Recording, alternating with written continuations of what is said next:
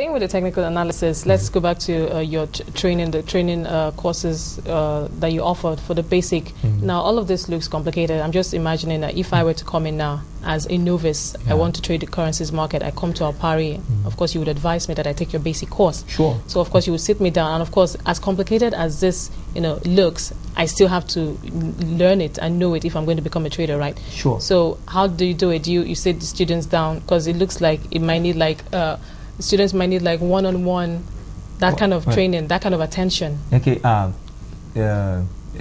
child in maybe primary 6 is going to think that what the SS3 guys are doing is complex until he gets there. All right, so basically until you get to the class, we'll be able to demystify all this. All right. So you're saying it's not as hard or difficult as it looks, or you're just making it sound simple? Or you're just making it sound simple? Okay, now walk into an hospital and you see where you have this the small monitor reading the heartbeat of, and to you it's just like a ticker, a graph just going up and down. Basically complicated. To the doctor, he understands it, and that's why I say the value of education cannot be overemphasized. Because it's when you get educated in all this, you'll be able to understand what these tools stand for and what they represent. So in our basic class, we take our time to teach you all this. So if you understand what this chart represents, we have a couple of indicators. We have our stochastic, we have moving averages, we have names like Fibonacci, we have and they all come in graphs and charts. And they all come in graphs and charts and lines. They all serve different purposes, just to understand the price movement, and the movement could either be up or down. So what we want to teach our students within the basic class is to understand the sentiments in the market. Our buyers in charge of the market, our sellers in charge of the market. So these tools just come handy to just show you this representation, because you don't just say it vaguely. You understand? You have to see a tool that actually suggests to you that this is going to happen, coupled with the fundamental reports, which are the reports of economic activities, what is going on, the news coming out from the economy, the well-being of the economy. The technical analysts generally believe that everything you need to know about the market has been represented in a chart. It's been discounted in a chart. So if you take your time to study the chart, for instance, this is another chart, and with this chart now, you have series of lines. You have the red lines you are seeing there is called the trend lines. Okay. The green and white lines you are seeing there is still the candlesticks, and the yellow line there is called the Fibonacci. For instance, let me just talk about the Fibonacci. The Fibonacci is a tool that is used to Fibonacci retracement tool. The technical analysts make use of this tool to study retracement. Let me break it down. If price move in a certain direction for a prolonged period of time, now price is not going to continue moving in that direction all through the day or all through the period. So there's going to be a certain time where price is going to pull back, concept which some people call greenback and retracement. Price is going to pull back.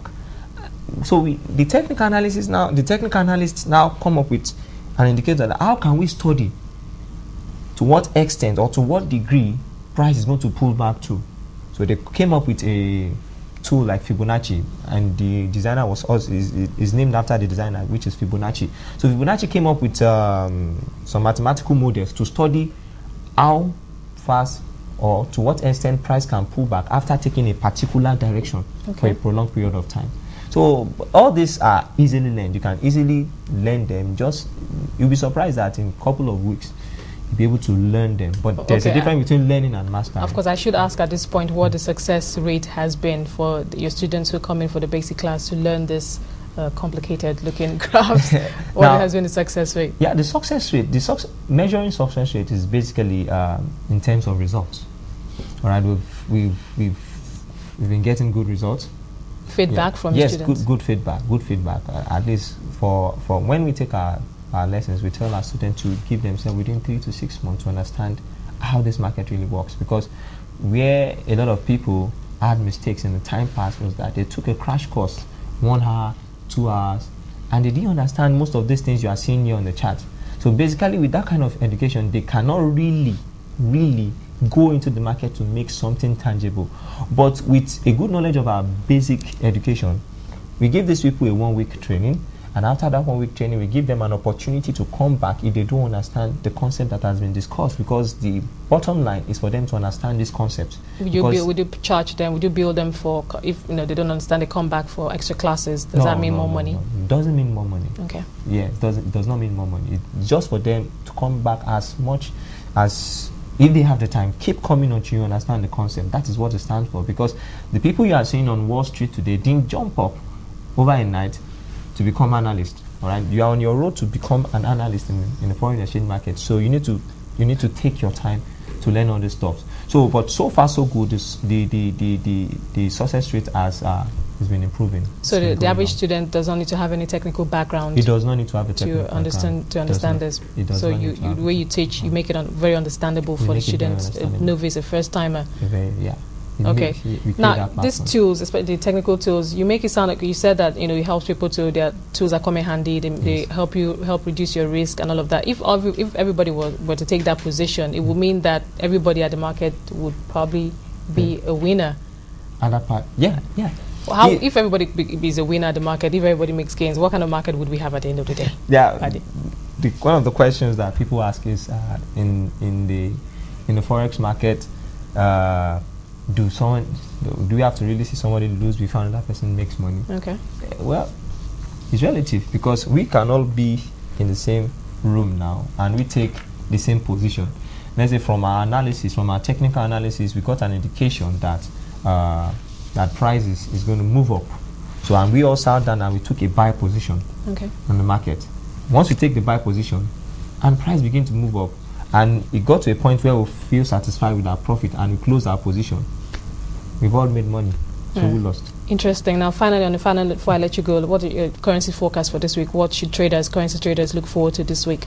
Okay, this week, from indications, depending on the result that comes out from the Eurozone, it's going to give us an idea. The meeting today and, of course, Obama's speech tomorrow. Yes, it's going to give us an idea of what is going to happen in the Euro, because the Eurozone are really struggling now. Germany, Greece and Italy. Understand? And if Germany comes up with a positive news that they are going to give out a bailout plan, fine. There was a time Germany was threatening that we were going to leave. So what we are looking basically is this. From what we saw from yesterday and the early hours of today, Euro USD has gotten to a technical bottom around 1.5927.